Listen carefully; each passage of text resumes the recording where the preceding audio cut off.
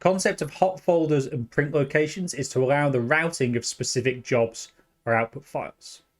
In this tutorial, we'll review the steps taken within the Infigo software to create and manage the behavior of your hot folders and your print locations.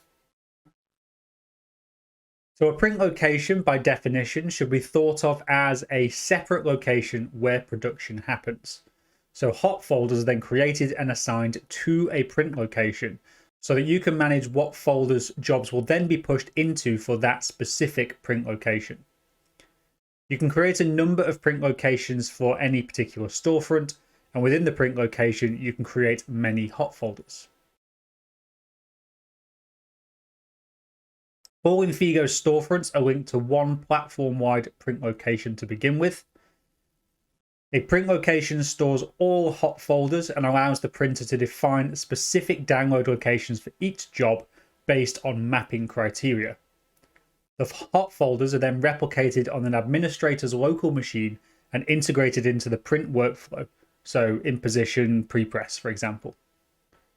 Each mapping criteria is created to automatically assign the job to a hot folder when it is ordered. So that's our general overview of it. Now we'll go into more details of how we actually implement this.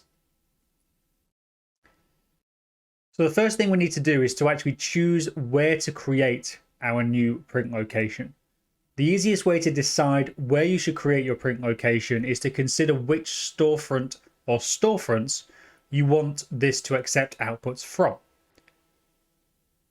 If you would like your Infigo Sync instance to download from just one storefront, then it makes sense to create the print location on that particular storefront.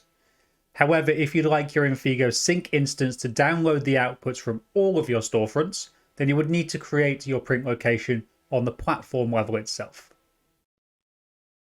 So to begin, ensure that you're either logged in as the platform or an individual storefront administrator on the location where you would actually want this print location to reside. So for example, here I'm logged into one of my platforms and I've got access to one particular storefront.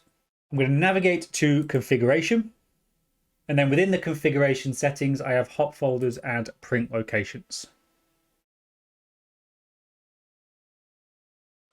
Now what you'll see by default here is that there is an existing digital print location. This is the default print location which is present on the platform, and you're more than welcome to use it. However, please note that a print location and the hot folders within it can only be edited when you're on the same account. In this case, the digital print location exists on the platform, as seen in the storefront column of the what you can see on the screen here. This means that if you want to make any additional changes to it, you'll need to be logged in on the platform level.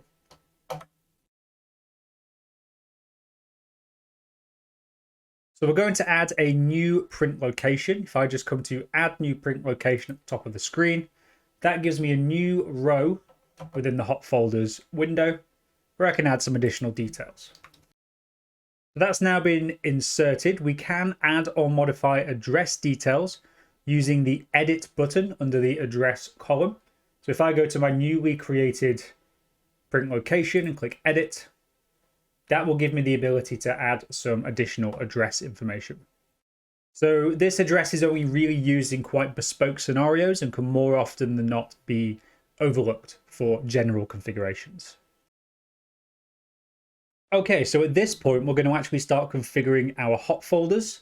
Now, just a caveat here, we do want to make sure that Infigo Sync is installed and configured before we proceed with this step.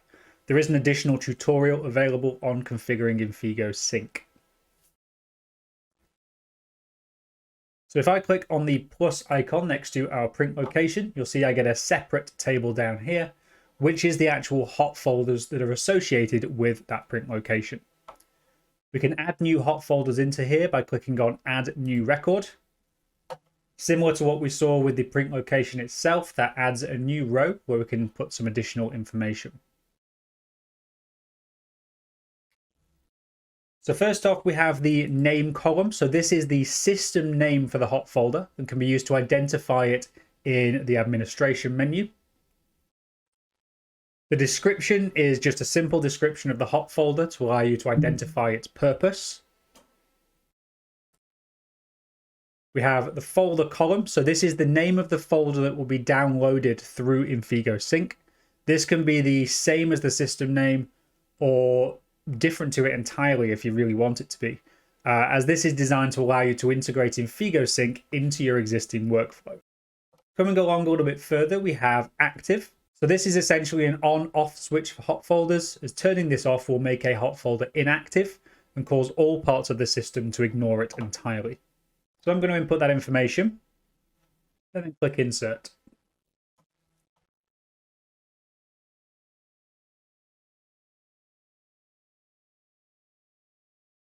Okay, so next we're going to look at mapping hot folders and print locations.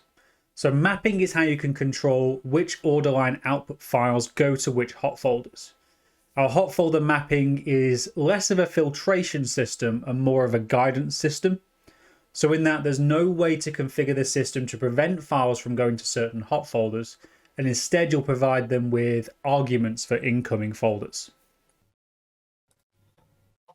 So we're now going to look at mapping properties to our particular hot folders. If we go to one of the hot folders that we've just created, find the relevant row, and then over on the right-hand side, we have edit mapping.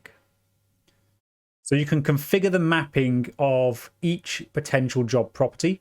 A job property is quite simply some information that can be used to separate one job from another at a mapping level.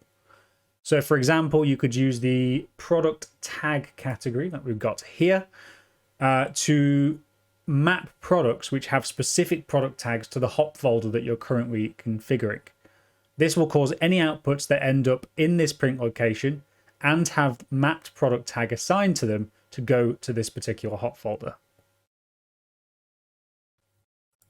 You could be even more specific and not only map the product tag, but you could do the category as well, for example, so that an output file for a product which has the mapped product tag assigned to it and is part of the mapped category will have 2 arguments for going to this hot folder instead of 1.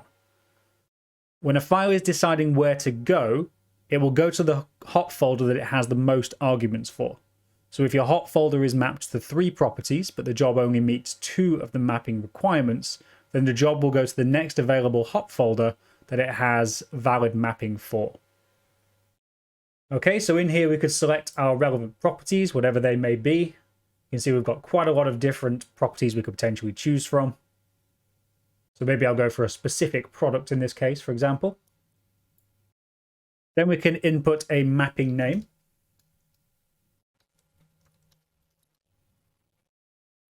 This is for reference only, and then we can click on save. So before you can go live with your hot folder, you will need to make it visible to the API. So in order to do this, you need to click on the plus icon again next to the print location to get access to those specific hot folders. And you'll see that one of our options in the table that appears is visible to API. We can manage this property by clicking on edit. You'll see that initial value of false has now turned into an empty checkbox. We can place a check in the box and click update. And now we see that it's visible to the API. As well as configuring where the files go when they're automatically copied, you can control which product types automatically copy their outputs and whether or not they do so whenever an output is created. So we're going to start off by going to configuration and settings.